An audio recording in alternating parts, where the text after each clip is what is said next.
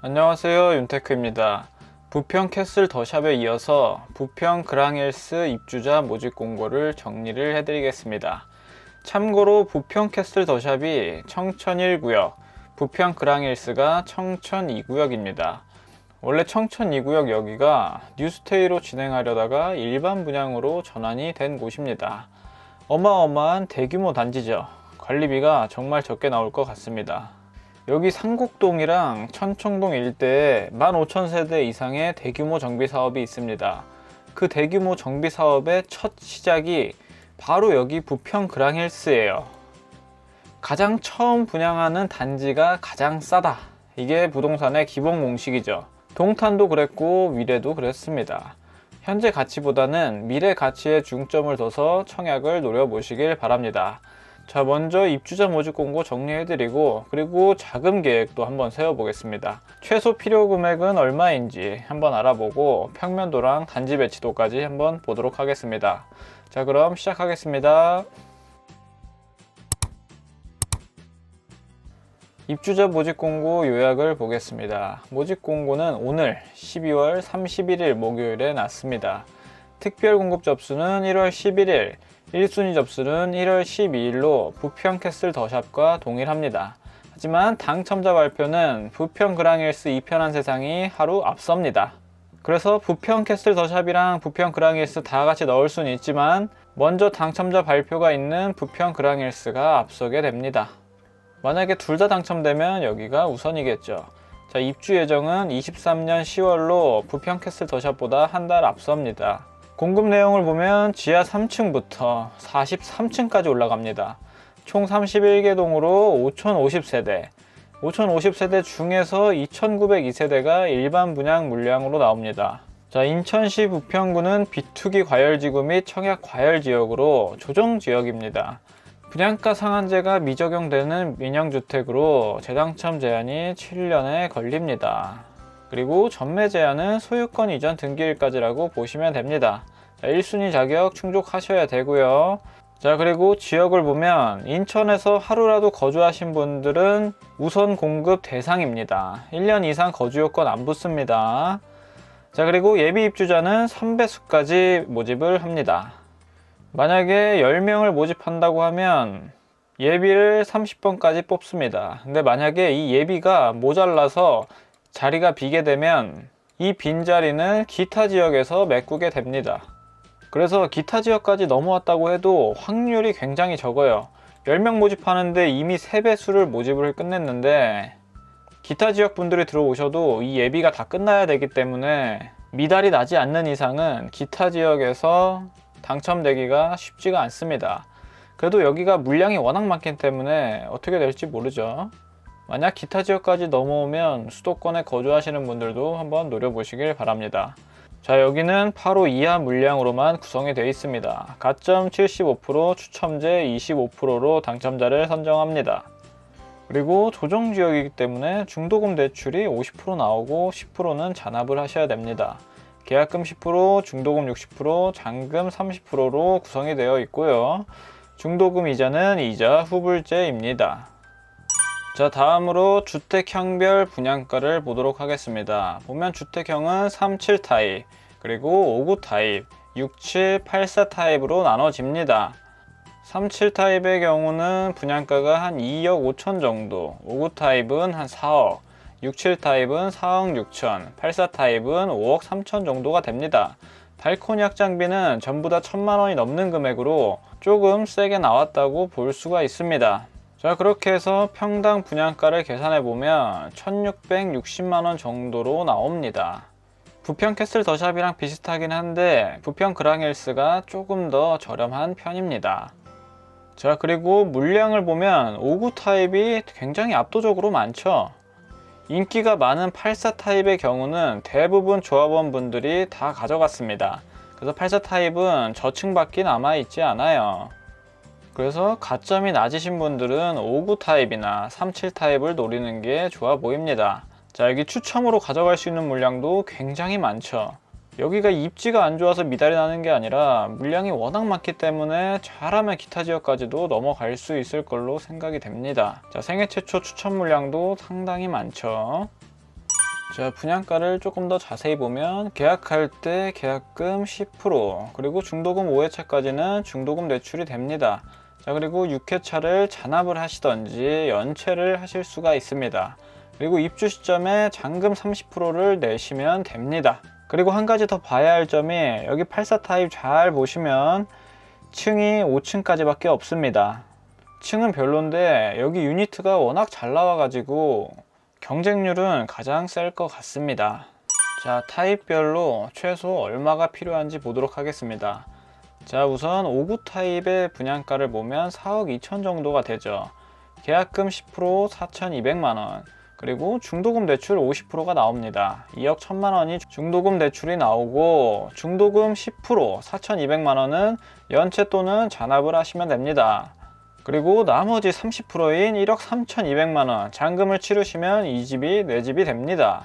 입주 시까지 필요자금은 연체가 된다고 했을 때는 4,200만원만 있어도 되고, 연체가 불가능하다고 하면 8,400만원의 자금이 필요합니다. 자, 내가 입주하려고 할 때 시세가 5억으로 예상을 해볼 시에는 잔금 대출이 최대 2억 5천만원이 나옵니다.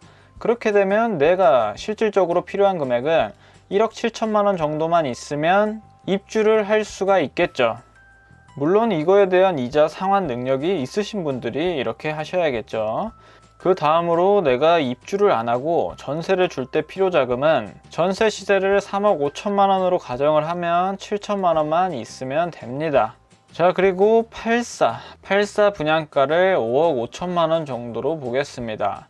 계약금 10% 5,500만원이 필요하고요. 중도금 대출 50% 2억 7,500만원이 나옵니다.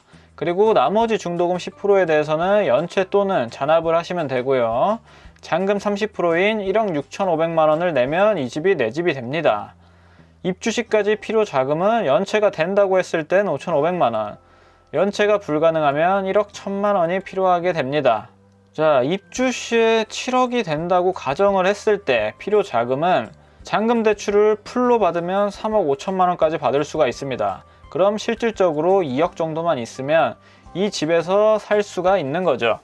다음으로 내가 직접 살지 않고 전세를 준다고 했을 때는 전세 시세를 4억 5천으로 봤을 때 1억 정도가 있으면 전세를 내줄 수가 있습니다. 자, 여기서 취등록세, 옵션비, 이자 같은 경우는 별도로 더하셔서 계산을 하시면 됩니다. 자, 부평 그랑힐스의 조감도를 보겠습니다. 어마어마하죠? 5,050세대가 들어옵니다. 이렇게 한 브랜드로 5,000세대가 넘게 들어오는 단지는 우리나라에 7군데밖에 없어요. 그 중에 하나인 곳이 부평 그랑힐스입니다. 층도 43층까지 올라가기 때문에 엄청나게 의리의리할 것 같습니다. 자, 위에서 조감도를 보면 이렇게 되죠. 장수산을 품고 있습니다. 대단지에 장점이 많은데 단점이라고 하면 여기 안쪽에 있는 동들은 조금 갑갑할 수도 있습니다. 그리고 이렇게 엄청난 대단지의 경우는 지상에 이렇게 차가 돌아다닙니다. 조감도에서도 나오네요. 지하 3층까지 팠지만 그래도 주차 공간이 모자라서 이렇게 주차 공간을 조금 뺀 걸 알 수가 있습니다. 이렇게까지 해도 주차 가능 대수는 한 대가 좀 넘어요. 1.1에서 1.2대 정도가 될 겁니다. 장점도 많이 갖고 있지만 대단지가 단점도 조금 있습니다. 자, 단지 배치도만 봐도 어마어마하게 크죠. 여기는 거의 대부분이 갈매기형으로 되어 있네요. 남서양, 남동향으로만 구성이 되어 있습니다. 그리고 초등학교를 품고 있지만 약간 위쪽에 있네요. 그리고 초등학교 주변에 공원도 있고 뒤에는 장수산이 있고 여기 아래쪽 동들은 상공역하고 제일 가깝겠네요. 근데 여기 동들도 상공역까지 최소 15분 정도는 걸릴 거예요. 그래서 여기를 역세권으로 보기에는 다소 힘든 감이 있습니다. 여기 동들도 장단점이 있겠죠. 이쪽은 여기랑 가깝고 이쪽은 산이랑 가깝고 이쪽 동들은 초등학교랑 가까운 이점이 있습니다. 자, 다음으로 평면도를 보도록 하겠습니다. 가장 작은 평면인 37, 일반 분양이 69세대입니다. 여기 산 쪽에 위치해 있네요. 평면도를 보면 침실 하나에 거실 겸 침실, 그리고 주방이 있습니다. 여기는 신혼부부가 살기에도 조금 갑갑할 것 같네요. 혼자 살거나 둘이 살기에 괜찮은 평면이라고 보여집니다. 이런 데가 인기가 많이 없죠. 이런 데는. 자, 다음으로 59 A타입을 보겠습니다. 일반 분양 물량이 무려 1009세대예요. 1009세대. 웬만한 대단지 아파트 세대 수입니다. 한 타입에서. 자, 단지 배치도를 보면 이렇게 다양하게 구성이 되어 있습니다. 남서양, 남동양으로 구성이 되네요. 자, 평면도를 보면 3베이 판상형입니다. 마통풍이 되는 구조이고 드레스룸은 따로 구성되어 있지가 않네요. 4베이보다는 못하지만 무난한 평면이라고 볼 수가 있습니다. 자, 다음으로 59B를 보겠습니다. 여긴 일반 분양 물량이 958세대로 평면도를 보면 거의 데칼코마니죠. 똑같습니다. 그리고 단지 배치도도 이렇게 다양하게 구성이 되어 있네요. 다음으로 59C 타입. 여기도 일반 분양 물량이 537세대가 있습니다. 여기도 단지 배치도를 보면 다양하게 구성이 되어 있고요. 그리고 평면도를 보면 2베이 타워형입니다. 2베이 타워형의 경우도 이렇게 양창이면 마통풍이 될 텐데 양창으로 되어 있지는 않습니다. 그리고 안방에는 작은 파우더룸이 있습니다. 그리고 침실2랑 침실3을 통합형으로 사용할 수 있다는 것이 특징입니다.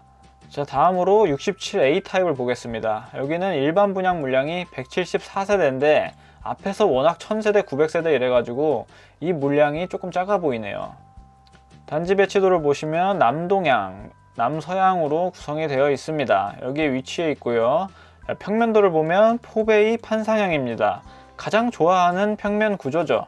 마통풍이 가능하고 복도에 팬트리 있고 드레스룸 넓게 빠져 있고 아무래도 전용 67이라 조금 작긴 하겠지만 그래도 평면도 자체는 굉장히 좋아 보입니다. 그리고 67 타입의 경우는 고층도 걸릴 수 있어서 가족 인원수가 많지 않다면 67A가 더 좋은 선택이 될 수도 있습니다. 다음으로 67B형을 보겠습니다. 일반 분양 물량이 38세대네요. 자, 67은 여기 한계동에 위치해 있습니다. 남서양으로 구성되어 있고요. 평면도를 보면 4베이 판상형으로 아까 봤던 거랑 똑같죠? D자형 주방도 있고 드레스룸도 있고 복도에 팬트리가 있습니다. 67 타입이 평면도가 엄청 좋네요. 층도 좋은 층도 있고요. 자, 다음으로 84A형을 보겠습니다. 일반 분양 물량 89세대가 있고 단지 배치도를 보면 여기랑 가까운 쪽에 몰려 있습니다. 평면도를 보면 4베이 판상형으로 잘 빠져 있고요. 마통풍 되는 구조고 D자 주방에 그리고 복도에 팬트리가 있습니다. 안방에는 커다랗게 드레스룸이 있고요. 이러니까 조합원분들이 이거를 가져갈 수밖에 없습니다. 굉장히 유닛이 이쁘게 잘 나왔죠. 마지막으로 84B 타입을 보겠습니다. 일반 분양 물량이 28세대가 있고요. 단지 배치도를 보면 이렇게 위치해 있네요. 여기도 마찬가지로 남서양이 주로 있고 남동양도 하나가 있네요. 자, 평면도를 보면 84A랑 같습니다. 여기도 4베이 판상형으로 굉장히 잘 빠진 구조입니다. 자, 여기까지 부평 그랑힐스 입주자 모집 공고를 받고 자금 계획이랑 평면도, 단지 배치도까지 봤습니다. 자, 오늘이 2020년 마지막 날이죠. 2020년은 코로나 때문에 다사다난했던 한 해였던 것 같습니다. 구독자 여러분 모두 2020년 마무리 잘 하시고요. 2021년도에도 항상 건강하시고 성공적인 투자를 하시길 바랍니다. 새해 복 많이 받으시고요. 감사합니다.